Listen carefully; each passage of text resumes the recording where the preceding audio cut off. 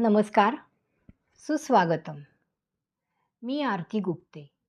आज मी तुमच्यासमोर सौ विभा कर्णिक यांनी लिहिलेलं, मराठी भाषेला लिहिलेलं एक पत्र सादर करणार आहे.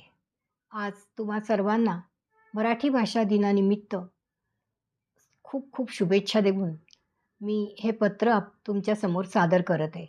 मला तर खूप भावलं आणि तुम्हालाही आवडेल. जरूर कॉमेंटमध्ये तुम्ही सांगा तुम्हाला कसं काय वाटलं हे पत्र. लेखिका आहेत सौ विभा कर्णिक. ऐकूया तर. प्रिय मराठी भाषा, प्रिय मराठी भाषा, साष्टांग नमस्कार. तुला पत्र लिहिताना मन अगदी भरून आलंय. शब्दांनी भरभरून प्रेम व्यक्त करावंसं वाटतं, पण तरीही असं वाटतं की शब्द अपुरे पडतील. तुझं वर्णन करायला कोणतंही विशेषण पुरेसं नाही, कारण तू केवळ भाषा नसून माझ्या अस्तित्वाचाच एक भाग आहेस. बालपणापासून आईच्या मायेच्या कुशीत तुझे सुरेल स्वर ऐकले. तुझ्या लहानशा गोड शब्दांनी माझ्या बोलण्याची सुरुवात झाली. तुझ्या गोष्टींनी, बडबड गीतांनी आणि ओव्यांनी माझं बालपण फुलवलं. आईच्या ओठी असलेली तुझी गोडी लंगड्या शब्दांना अर्थ देत गेली आणि मी हळूहळू तुझ्यातच बहरत गेले.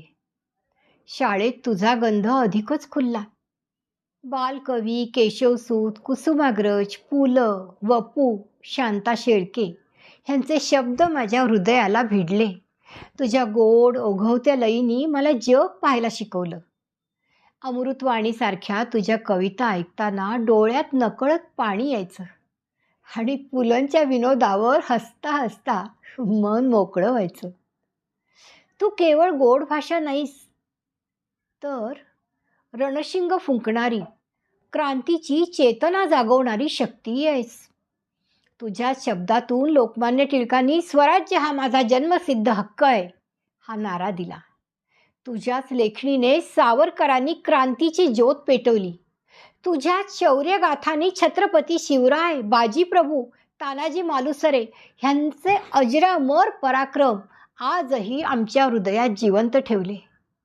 माझी मराठी, तुझ्यातच मी रडले, तुझ्यातच हसले, तुझ्या सहवासातच संस्कार घडले, जगण्याला दिशा मिळाली. तुझ्याशिवाय माझं अस्तित्वच अपूर्ण आहे. पण हल्ली बघते, तुझ्या सान्निध्यात वाढलेल्या कित्येक जणांना तुला मागे सारून इंग्रजीच्या दिशेने